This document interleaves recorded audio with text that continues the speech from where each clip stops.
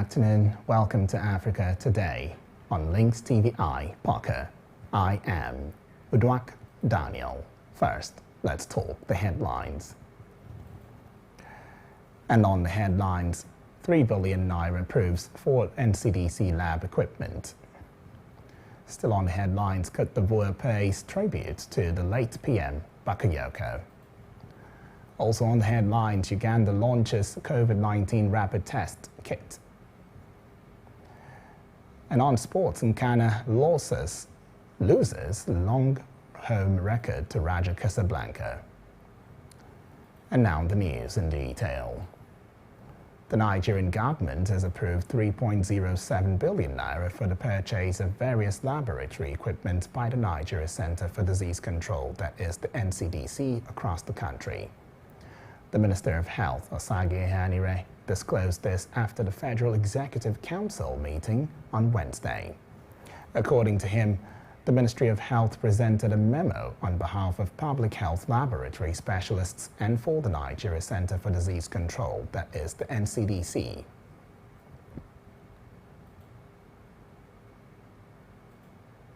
The Ministry of Health presented a memo on behalf of NCDC, public health laboratory specialist, and for disease national for Agency for Disease Control.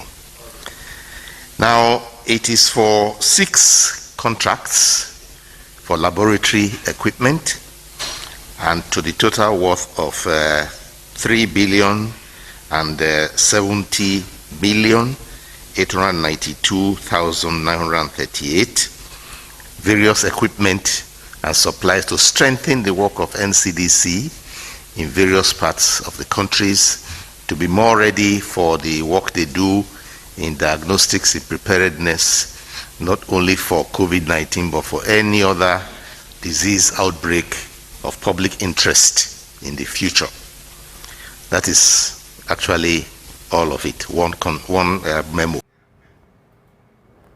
Meanwhile, Nigeria's Minister of Works and Housing, Babatunde Fashola, said the council approved the revised estimate total cost of the Enugu-Onitsha highway, which is now 8.65 billion naira. Staying with COVID-19 related stories, Director General of the Nigeria Center for Disease Control, that is the NCDC, Chikwe Ihekweazu, has described the coronavirus vaccine as a new tool that will go a long way in preventing the spread of the disease, adding that the pandemic was not yet over. Speaking during his visit to Enugu State, southeast Nigeria, Ihekweazu said he was confident that the country would overcome the pandemic through vaccination and other public health measures, so citizens could have their lives returned to normal. He further commended the Enugu State Governor, Ifeanyi Ugwuanyi, for the amazing job his administration was doing with the NCDC in the fight against COVID-19 in the state, resulting in a very robust response in Enugu. And now for some COVID-19 updates. Nigeria has recorded 187 new cases of COVID-19 in 18 states, bringing the total to 161,261 in 36 states of the country, plus the FCT. According to the latest information released by the Nigeria Center for Disease Control, that is the NCDC, 42 of the cases are in Lagos, Taraba 29, Edo 17, Abia 13, Rivers 11. There are 10 cases in Kaduna, Katsina and Oyo have 9 cases, Kwara and Plateau 7, Ondo 5, Bayelsa, Cross River, Ogun and Osun have 4 cases each, while Akwa Ibom, Borno and Nasarawa have 3 cases each. 146,395 persons have been discharged, and the number of deaths is 2,027. So, the number of active cases is 14,866. The Christian Association of Nigeria, that is CAN, on Wednesday called on the federal government and the Inspector General of Police to intervene in the violence in Kwara State over the hijab policy. CAN, who made this call in a statement by its General Secretary, Joseph Daramola, said it is disheartening and unfortunate that a government that was installed democratically will become insensitive to the plight and the yearning of the people, adding that it is unfair, ungodly, and reprehensible. The Christian body then called on Kwara State Governor Abdurrahman Abdurrazak to give peace a chance in the state by ordering his hoodlums to stop attacking mission schools and churches in Kwara State before the situation degenerates into an unprecedented religious crisis. CAN also called on the federal government and the Inspector General of Police to ask the Kwara State government to respect the rule of law in order to avoid a chaotic situation. Meanwhile, the Kwara State Baptist Conference on Wednesday gave an insight into the attack on Christians at First Baptist Church in Surulere, Ilorin, by Muslim fundamentalists, saying they mobilized themselves and touts in large numbers to carry out the attack. And now away from that story, the Commandant General of Nigeria Security and Civil Defense Corps, that is the NSCDC, Ahmed Audi, has called for a multi-agency approach and effective collaboration to tackle the menace of banditry, kidnappings, and other forms of insecurity in the country. The new NSCDC captain at a two-day workshop for state commandants of the Corps, organized by a German foundation, the Konrad Adenauer Stiftung, in Abuja on Wednesday, also decried what he described as the unnecessary rivalry and envy among the security agencies, stressing that a common front was vital to combating criminality. Audi says he plans to carry out massive redeployments as part of measures to rejig the Corps for better operational efficiency and use the medium to call on all those interested in joining the train. The country representative of Konrad Adenauer Stiftung, Vladimir Krich, explained that the workshop was meant to enhance the capacity of the state commandant and promote interagency collaboration and civil-military relations. And now let's have you know the Nigeria Sovereign Investment Authority, that is the NSIA, Wednesday indicated it has cut its United States of America's Treasury bond exposure to less than 20% following concern over soaring yields and expensive valuations for some of the world's largest firms.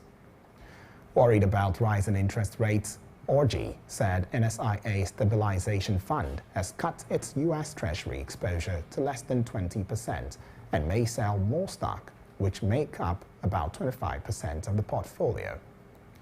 The Chief Executive Officer, NSIA Uche Orji, said the NSIA is pivoting its holdings to other asset classes that will benefit as economies reopen and global travel picks up.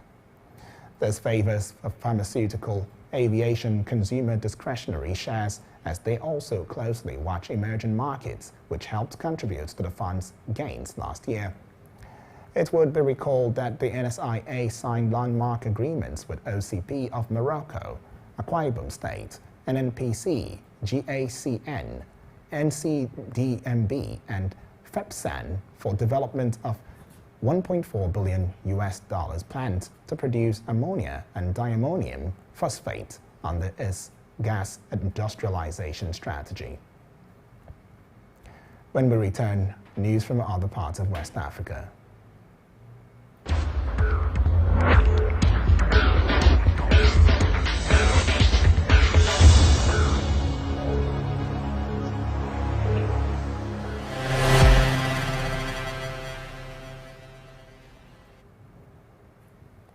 You're watching LINKSTVI Parker. Ghana's GRIDC Co. has announced its power cut schedule for OTI and Volta regions. According to reports, residents in the OTI and Volta regions of Ghana will from today, Thursday, March 18, experience interruptions in power supply as a result of scheduled maintenance works to be carried out by the Ghana Grid Company Limited. The power outages will last 5 days, after which normal power supply is expected to be restored from Monday, March 22. The Ghana Grid Company Limited, that is the GridCo, has requested the Electricity Company of Ghana, that is the ECG, to interrupt power supply to the two regions from 6 a.m. to 6 p.m. Meanwhile, some parts of the country have been experiencing intermittent power outages raising concerns as to whether the country was returning to the days of erratic electricity supply, popularly known as Dumso. The chief executive officer of Gridco, Jonathan Amalka Ba, has however assured Ghanaians that the country was not returning to the days of Dumso. He noted, however, that the country will, in the coming months, experience some intermittent power outages as a result of ongoing projects across the country. Away from Ghana to Côte d'Ivoire, where Prime Minister of Côte d'Ivoire, Hamed Bakayoko, has died at 56 following cancer treatment in German hospital, as announced by West African country's President Alassane Ouattara on Wednesday. Bakayoko took over as Prime Minister in July last year from Amadou Gon Coulibaly, who died after returning to Côte d'Ivoire after 2 months in France, where he had been treated for heart problems. Bakayoko, who was also the country's defense minister, traveled to France for health reasons on February 18 and was later transferred to Germany. His office had been filled in his absence by Patrick Achi, previously Secretary General to the West African country's presidency. Tene Birahima Ouattara, a younger brother of the president, was named interim defense minister. We move to other parts of Africa after this break.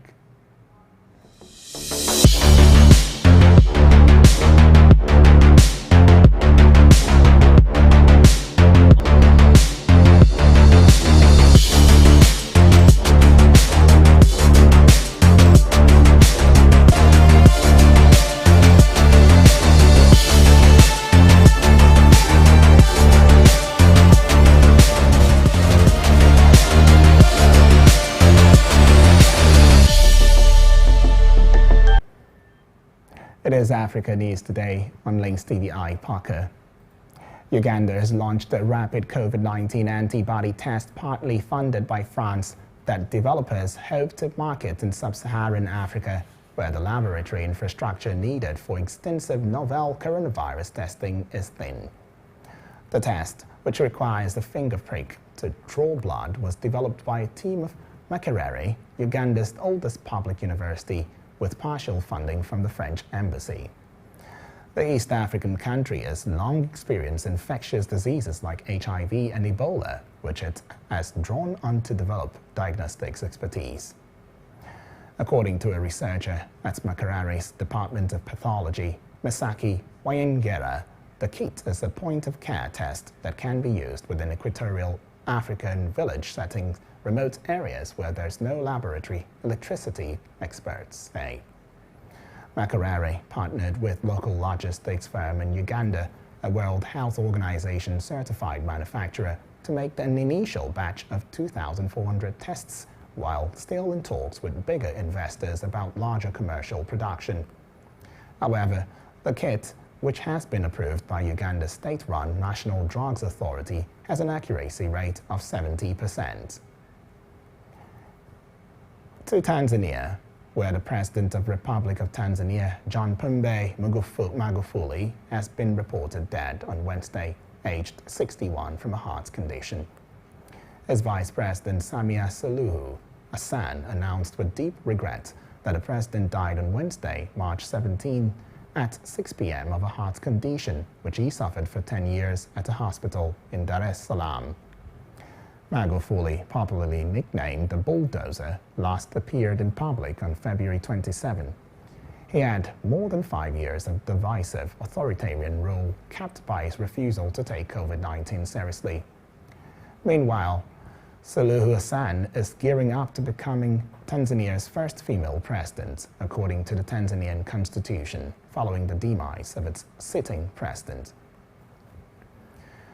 In Kenya, Kenya's President Uhuru Kenyatta says he learned with profound sorrow and sadness the death of Tanzanian President John Magufuli and has conveyed his condolences to widow Janet Magufuli, the government and people of Tanzania.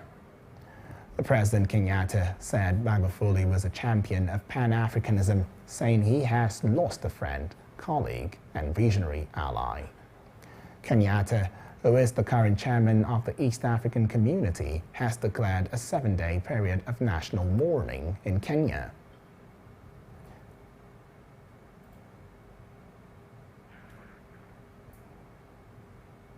He said the flag of East African Community and Kenya's flag will be flown at half-mast throughout Kenya and all its diplomatic missions abroad until sunset on the day of Magufuli's funeral. Still to come, sports. Stay tuned.